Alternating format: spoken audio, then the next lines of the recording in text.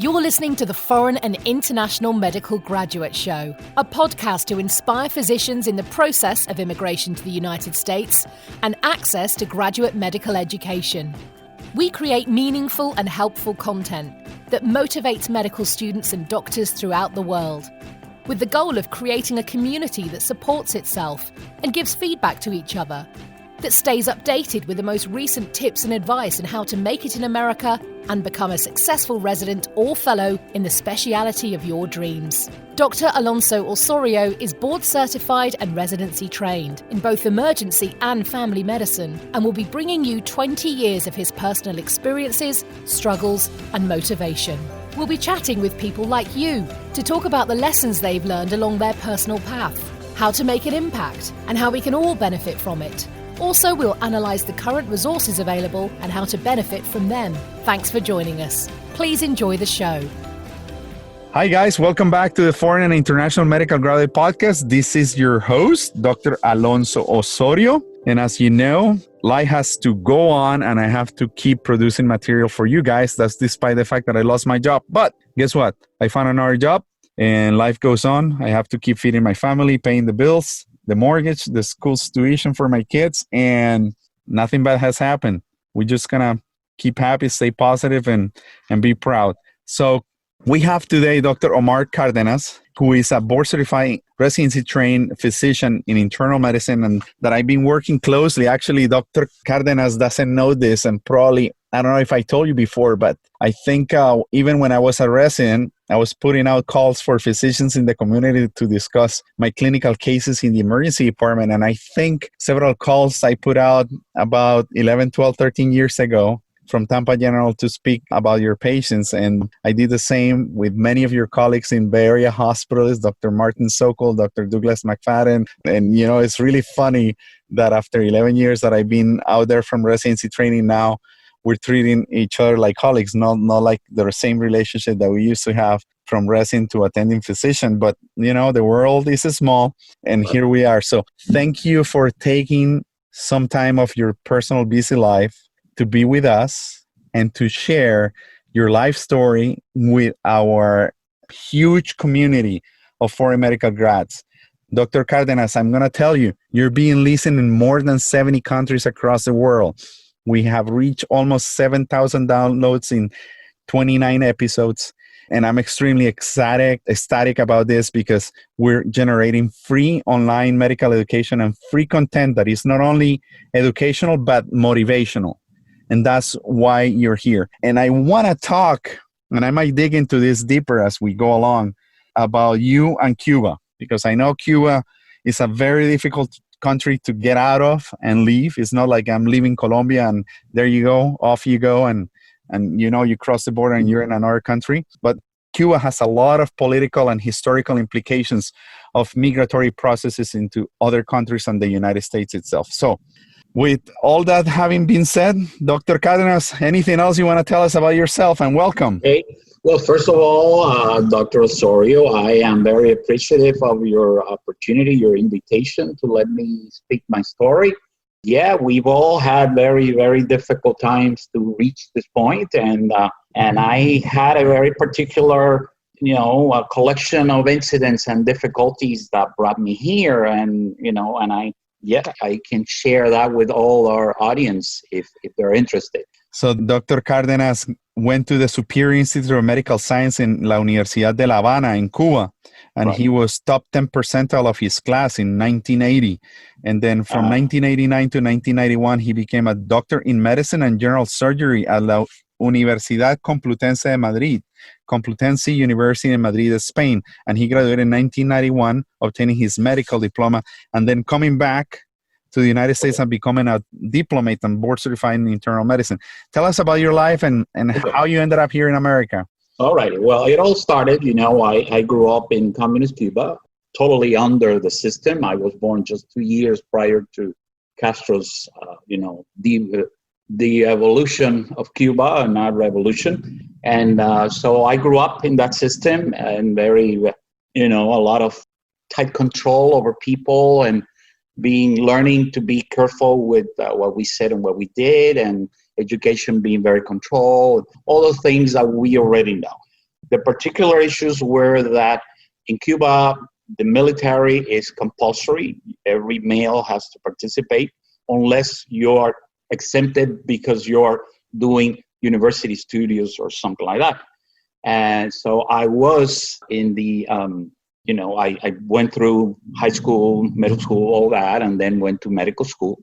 It's 6 years in Cuba. So we were wanting to leave the country for many years. My father was against the revolution, and I grew up with that idea. I avoided participating in all their political associations, and there were many of my classmates were kind of snitching on each other because that was the system. That was the way it was. And you had to be careful. There's a lot of details. My father was an electronics mechanic. We had a color TV like nobody else did. And that was held against me because we were watching foreign channels to be able to grab color because there was no color television in Cuba.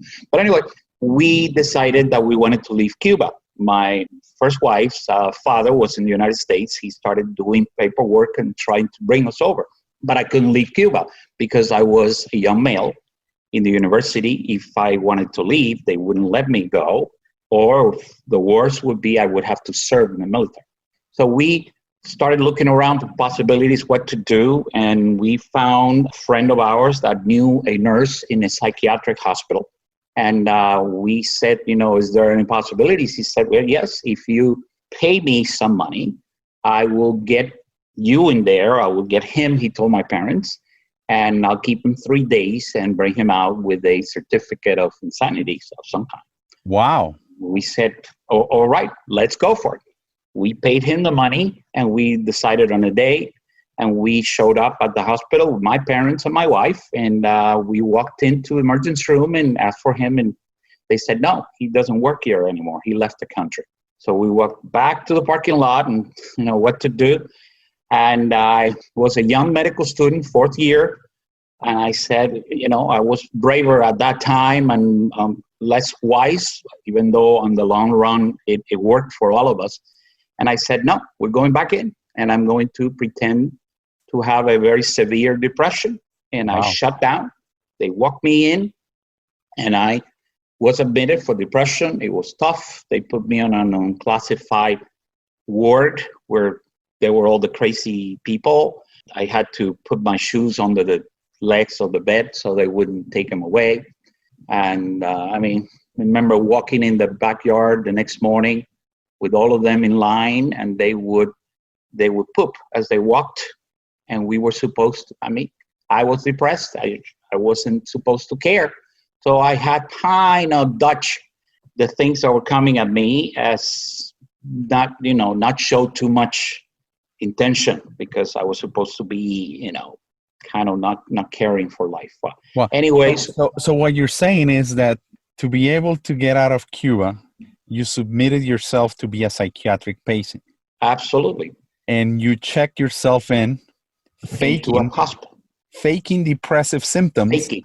We didn't say depressed. Right. We didn't say that I was a medical student, and they had very bad bureaucracy at that time, so they couldn't tell. We said that I was a construction worker. And so I was interviewed by a very old psychiatrist. He would see me every day, would ask me questions. We hadn't done the rotation through psychiatry, so wow. I really had no clue how you're supposed to draw a butterfly when you are profoundly demented. They made me do those things. And I was like, how do I do this? I had to answer very slowly. At the time, Cuba had a very straight, very classical, indication for electroconvulsive therapy. Wow. Electroshocks. And it was if you had hallucinations, they would shock you. And if you didn't, they wouldn't. And so, of course, me, in my slow language, in my slow, without showing any emotion, I would say no, that I had none of that. I had, things, and I would have fear of heights, and my father was maybe, conspiring against me, all that, but no hallucinations. And, but my parents had no knowledge of that. So they were interviewed, and they to make things worse, they were like, yeah, he sees things all the time. So I was close, very They were not close. helping, huh? Exactly. So anyway, I stayed there for 13 days, which were terrible because I got to the point where I wasn't even sure if I was really, faking all this, or my parents had actually put me there because I was really crazy, because you get this really coming at you every single day. There were singers, there were all the famous, there was a Superman, there were cops, crazy people having this type of schizophrenic illusions and stuff.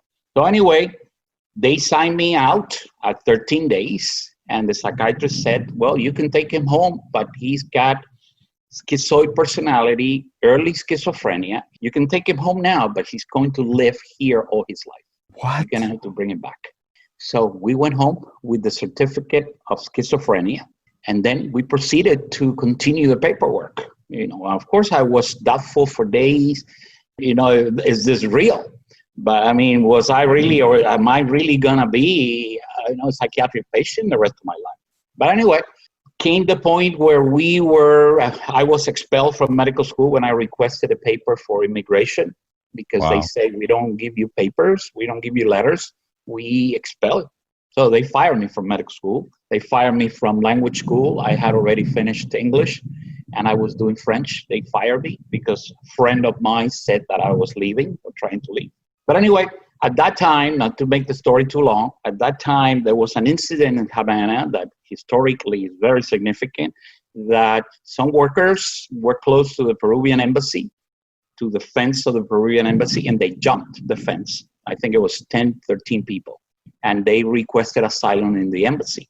This created a little scandal. Castro got really angry, and explosive as he is, he said he would pull the guards from the front of the embassy. So he did. So the embassy was unguarded for a day and a few hours, and 10,000 people marched into the embassy. Wow. 10,000. Without internet, without television giving the news. It was just word of mouth. So anyway, this created an international scandal. It was the Peruvian embassy scandal of Havana in March or so of 1980. This, went over internationally, and countries started, forcing Cuba to do something with this because it created a humanitarian situation. People were peeing on each other. They were throwing stools at each other. I mean, it was horrendous. 10,000 people within the perimeter of a embassy, which was a small yard. Yeah. But anyway, so the thing escalated. Peru decided to take some of them. Spain, I think, some other countries took some of them. And Castro said, whoever wants to come and get their people from the U.S., you can just come down to the Mariel port next to Havana. And so thousands of people went there on boats. Was a Mariel boat lift. Wow. And I remember. He would let people go on the condition that they would take also people from, psychiatric hospitals and jails. So this was criminal or mentally ill? Criminals or mentally ill. And so if you've seen the movie Scarface, he is he plays a role of a patient who is not a patient, he's a guy in jail. And they put him on a boat and send him over. Tony Montana. So we came on a boat as family members that they put us down below, requested by our family members in the U.S. And then on top, they put all these criminals and people with scars and, all like that. We were all terrified down below. But as the boat, it was a beautiful sailboat, 58 feet. And as we started sailing and that thing started waving with the wind, everybody got sick and started vomiting and puking. We got to Key West, and you couldn't even tell who was a convict, who was a family member. I mean, there was even people who died. Supposedly a baby died from lack issue of nutrition and, dehydration and all that. But we arrived 16 hours later to Key West. That was a one-way ticket that Fidel Castro gave to you all. Absolutely. Historically, it's been the El Mariel, the incident. El Mariel. Is That recognized. created a huge problem in Miami because of so many criminals coming in at the same time. So it was 117,000 people. So that, and most of them went to Miami. Of course, they started killing people and little ladies and stealing and robbing. So the reputation of the Mariel or Marielitos, as we used to be known, was, people would take a step back whenever they heard that you were one of them. But anyway, so I saw myself with family, my wife and her sister in Miami, medical school. And her family helped us at first. So I got a job at Entenmann's Bakery. A big bakery used to be. Now it's a little bit smaller. And I learned to be a mechanic of the packing lines. And I worked as a mechanic, a painter, a parts room supervisor, and all that for 9 years in Miami. No way. So, Dr. Cardenas, to summarize what you have gone through, is like you want to get out of the country, you're halfway through medical school, and you say, the only way to get out here is through this lady that told me that if I pay her some money, she'll get me into a psychiatric hospital. It was a guy, yeah. It was a guy. You got into a psychiatric hospital. You were this far away, about an inch from being given electroconvulsive therapy. Right. And after 13 days, you're deemed to be an schizophrenic, a schizoaffective diagnosis type of patient. And you go and get the certificate that you're mentally ill. For that reason, and the country wanted to get rid of, like any socialist country or like the Germans did, they wanted to get rid of the mentally ill or the violence, and they emptied the jails and they got rid of the mentally ill people, and you were one of them. So they put you in the boat with the criminals. You were at the bottom, they were at the top, and you made it into Key West in Miami, right? Yeah. To Miami. Wow, that's crazy. I never heard anything like that. It is crazy. And there's a lot of small details there, how I, could get that certificate to work. We had to, do some maneuvering. Eventually, we were stationed before leaving in this boat. We were one night in a facility that was close to the water, and we went into the water because I didn't want to come to the United States with the certificate like that. Because it wasn't real. It was, and I was worried that this would affect my future. So we made a hole. We sat at the beach, made a hole in the sand, and we buried the certificate, which might have float ashore one of these days in the past. But anyway. So you were for 9 years, then you work in this factory. I work as an industrial mechanic, painter, everything. The maintenance. Suffering and hearing stories about my friends in Cuba becoming gynecologists and this and that, and I was there. So eventually we sent my papers to Spain. I have family in Spain. So that explains the gap in between 1980 and 1989. Absolutely. And let me say something, Dr. Cardenas. Obviously, you have a very moving story, and I see some tears coming out of your eyes at the very beginning of the show when you were bringing this up, because it's not easy to live our life. But for our applicants, they're always worried about how they're going to explain their gaps. And you're explaining a gap that you're using for political reasons and personal reasons. You only want it to become better. And that's what people have to understand, that we immigrants that really want to make something happen for ourselves, we need sometimes go through the impossible to accomplish our dreams. And the only reason why you pretended to be crazy is because you just wanted something better for you, yourself, and your family, correct?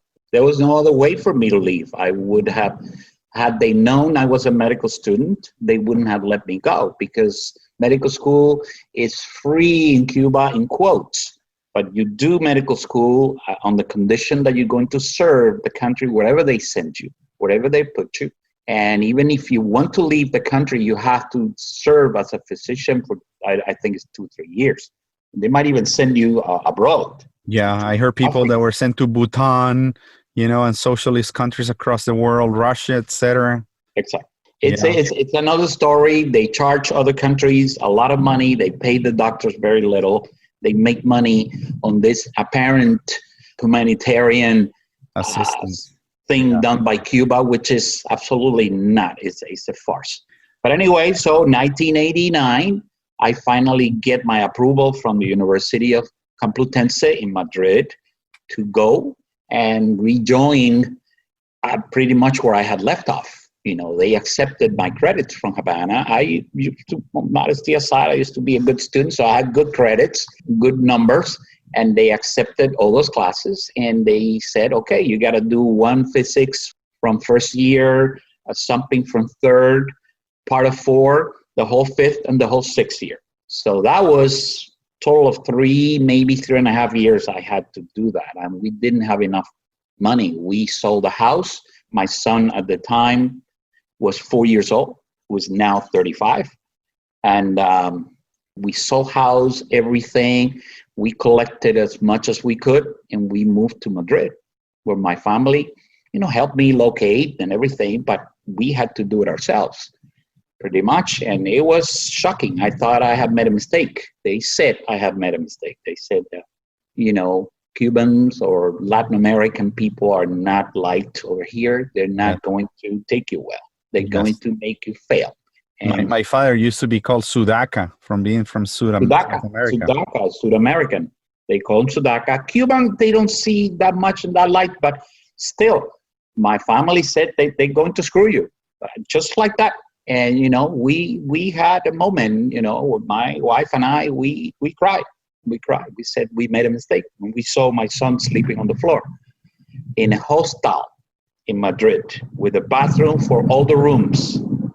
We had to share a bathroom and everything. So it was tough. But I cramped up and I started doing the best I could, only studying, no working, nothing. We're living off the money, the little money we got. We got an apartment. We settled down, and I did it. I did it in not only all of it, but I did it in 2 years. A year and 10 months, I got all the credits I needed, and I graduated. Wow. And then, we didn't even wait a month. We came back to the States, rushing back, to do something. But then the next obstacle was the diploma from Spain. Took almost 3 years. So I lost the residency in a very good program in Philadelphia because I didn't have my diploma. So for our listeners, as you can imagine, if to this day we struggle in getting our credentials verified by our foreign medical schools, that we have the internet and faxes and email and everything is super fast and takes milliseconds, and we still struggle. And I'm going to tell you, I'm struggling because they told me my credentialing at the new hospital where I'm going to work, it won't happen until September 16th. And they said that the problem is because I'm a foreign medical graduate and obtaining certifications of education from my medical school in Colombia is going to take a long time. Come on, we're in 2020. Imagine how it had to be for you. It took you 3 years to get information across the ocean from Spain to be sent to the United States. Exactly. At least they let me, I brought some papers, and that allowed me to do the exams at the time. And at the time, it was not USMLE. It Comlex? Was ECFMG. Okay. Exam for foreign medical graduates. ECFMG. So I did my ECFMG 1, ECFMG 2, passed them both. And the third exam was called Flex. And I decided to wait. And I said, well, I was working at Kendall Regional Hospital in Miami. Wow. As a surgical assistant, which was tough because, the surgeons sometimes don't treat you the best. You are helping them and holding the retractor. So, but eventually we became friends, and it was a learning experience enough for me not to become a surgeon. I learned not to be a surgeon with that experience. But then I did my 2 exams, decided to wait on the Flex, and then suddenly they canceled those exams. They said, no more ECFMG. From now on, and that came really as a surprise. From now on is USMLE 1, 2, and 3. And I said, oh my God, but I already have 1 and 2. No acceptance of that. You got to do them again. What? So I did USMLE 1, USMLE 2, passed them, then finally got a residency in Episcopal Hospital in Philadelphia. And between first year and second year, I think it was, I did my USMLE 3, got it, and then finished residency finally in 1997, about 20 years after I started medical school. Wow.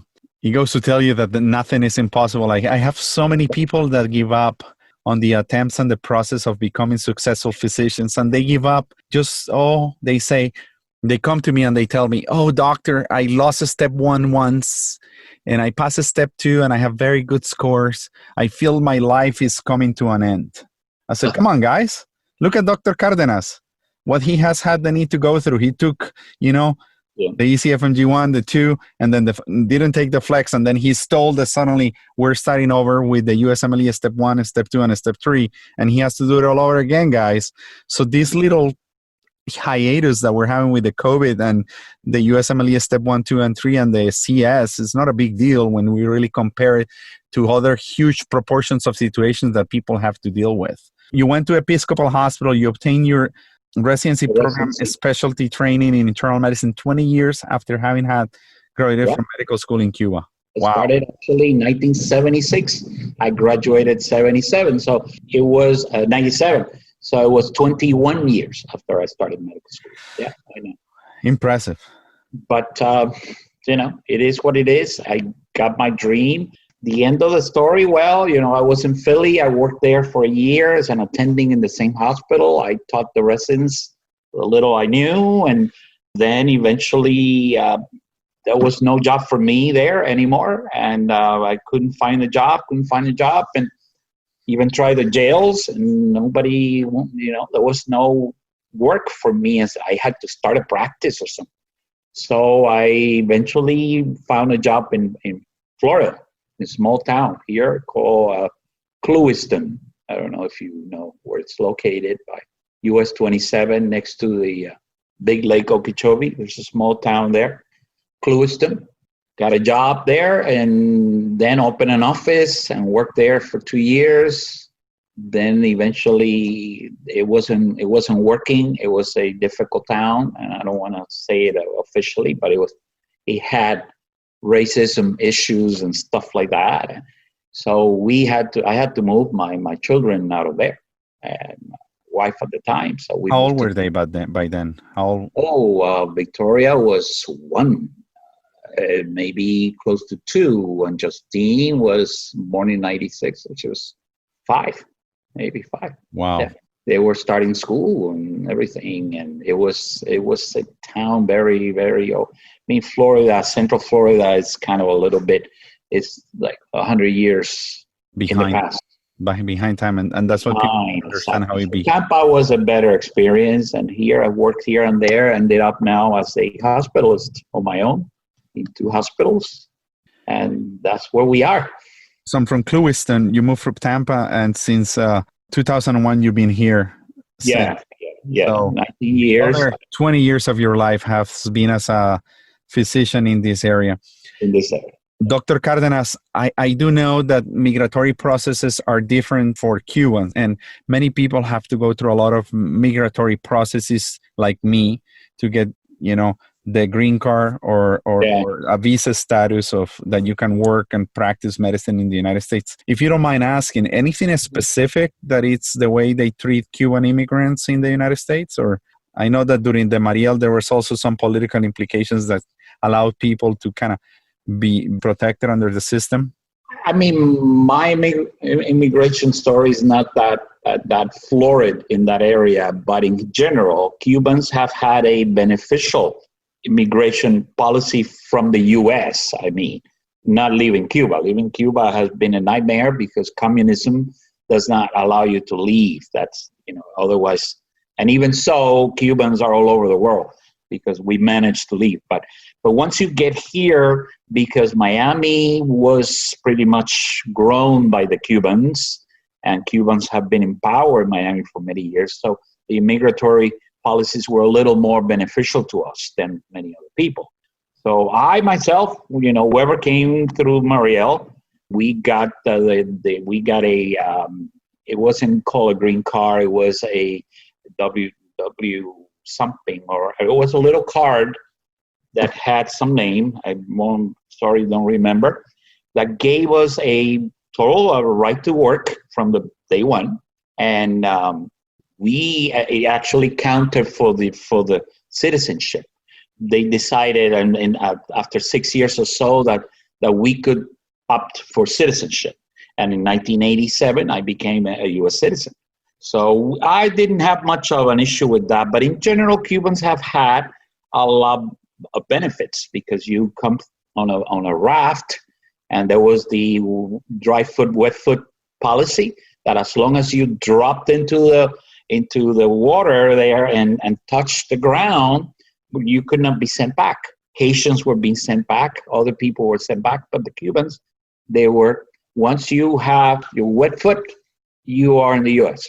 And so now things are different, I think. Now it's not like that. But Cubans have enjoyed a better migratory process than most of us. Yeah, and work permits and all that from the beginning.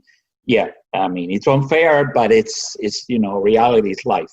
Let me touch an aspect of what it's like to be a physician in America. Obviously, you had some high quality residency training and education in high quality education in Philadelphia, and then you became a board certified internist. And suddenly the financial situation changes in the United States. Now you have probably an income that is in the upper percentile of the careers and jobs in the United States. And I know that you struggled quite a bit when you got out of Cuba, when you were working as a machinist. But when you set ground in Madrid, it was really devastating seeing your son sleeping on the ground. And how that affected your mindset? How did it make you stronger? What was going through your mind, your soul? Were you closer to God or not? How did it affect your relationship with your wife and your significant others through time? I don't know. Can you explore a little bit into that? I think in a way I was lucky to grow up in a situation like that because I grew up more mature. I had a better vision of survival in life. In my young years in Cuba, when you were 7th grade, they would send you 45 days every year to the country to work. And it was almost mandatory. It was politically mandatory. It was not seen well if you didn't do it. And high school, you wouldn't pass a grade if you didn't do it. So we had to go and work under the ruling of farmers. And we had goals almost like theirs, picking tobacco, cutting cane, doing things like that. Young kids. So I was away from my family when I was still, and I was babyish, and I was very close to my parents. So I would suffer tremendously. And then not having this, not having that, even though, by the time I left Cuba, Cuba wasn't so bad as it is nowadays, and I've been back one time. And so you've been once since you left? One time in 40 years. It was just 40 years a few days ago. And I've been back once. Yes, only once. And I found it, like 3-4 years ago. And I found my hometown destroyed, people totally, they look malnourished and thin and really they look way older than their age. I confused some people with their parents, thinking that I was talking to the parent, and I was actually talking to the son, who looked like what his parent would look like, or his father would look like. So it's a story of misery and total destruction of a beautiful country, and country that was successful in a way and was in the past. And it's a sad story. But I think it made me stronger. Even though nowadays, things have changed and I have a much better income, of course, and much easier life, I still appreciate the little things. And I really wish, and sometimes I could send my, the young people could be given, camps in countries like that, a camp a little bit in the summer in Cuba, just to see what you have to do sometimes. You have to take a shower in cold water, completely cold water. You have to, brush your teeth with your finger, put the toothpaste on the finger, things like that. And sometimes very little toothpaste when there might not be soap and you need to take a shower with only water. Things like that the young generations are not used to. And they don't know how to survive that. And they don't know what they have because they haven't been there when you don't have it. So, I mean, I think in that way, I am thankful to have been maybe in that situation. I grew up without drugs. I never saw anything. I was totally naive when I landed in this country or arrived in this country. I totally naive about drugs. You know, we were in a party, a little party, and somebody was smoking marijuana, offering to me, and I said, no, I have my own cigarettes. You know, I had no idea. I was totally naive about that. Yeah, So this country definitely has some problems that are derived from capitalism and abundancy, things that sometimes culturally for me over the last 20 years has been difficult to learn to deal with, but you just have to accept it, and it's not going to change. You do. I do miss Spain. Spain is, you know, and it's not part of this conversation, but I mean, in a personal matter, I do miss because it blends a little bit more with what we grew up with. And yeah, the familiarity, the French friendliness of people, the getting together after class and things like that, not rushing home, the little apartment and not caring for a big TV. But anyway, they have their own problems too. Dr. Cardenas, so after having had graduated in 1991 as a doctor in medicine and general surgery in Madrid and coming to America, we're talking 30 plus years, right? Yeah. That you've been in medical practice. What do you advise to this new generation of foreign medical graduates that have dreams and desires and hopes and expectations of coming into the wonderful United States of America? What would you advise them? The few things that they have to be successful. The ones that are not here yet, I think, and fortunately, I took it automatically me, but I think learning the language ahead of time, and I was smitten when I first heard English when I was little, and I wanted to learn that language, and I liked the Beatles, and I liked the American music, and because, you know, I grew up hating the Cuban system. So that part of me pushed me away from that, and I was into American stuff. So I went to medical school on my own. I would take the bus and go when I was in the end of middle school. In Cuba, you do things like that. Not here. No boy like that takes a bus. But I was going to the town next to mine and doing English language classes.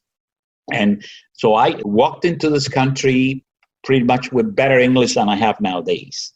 You know, that's maybe deteriorated over the years, but that is a major thing. And that is a major obstacle I see for a lot of people who come in, that they might know a lot of medicine, but they can't pass those exams because they are poor in the language.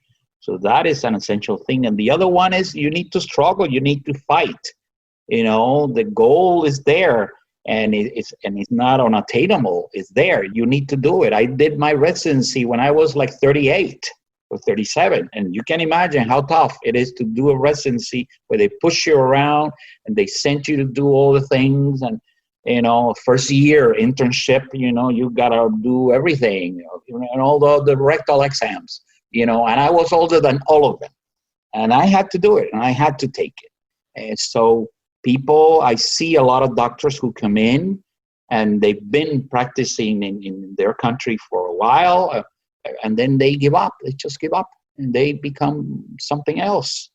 I mean, I've even seen them doing patient techs, moving patients around and cleaning them and stuff like that, a doctor. And so I think that people should, you know, do it at night or something, take English classes, learn well, read books, and go for it again and realize your dream. I mean, the residency is tough. And if you're older than a certain age, they won't even take you. And that's another obstacle. You know, last I heard is if you're over 40, they won't even give you a residency. There was a time in Miami that you could work without a residency. Yes, I remember that. I don't think you can even do that. But anyway, so that could be an obstacle that's not possible, that you cannot surpass. What's the mindset that you have to accomplish all this? What kind of mindset do you have to have? Because I know it plays a lot with your personality. Do you think that the fact that you struggle as a child made you persevere as an adult? I honestly don't. I've never even thought of that, but I do look back and I see how I had my mind so set into what I wanted to do. Okay. And it's like, I don't know if it was, my parents died only 2-3 years after I got here.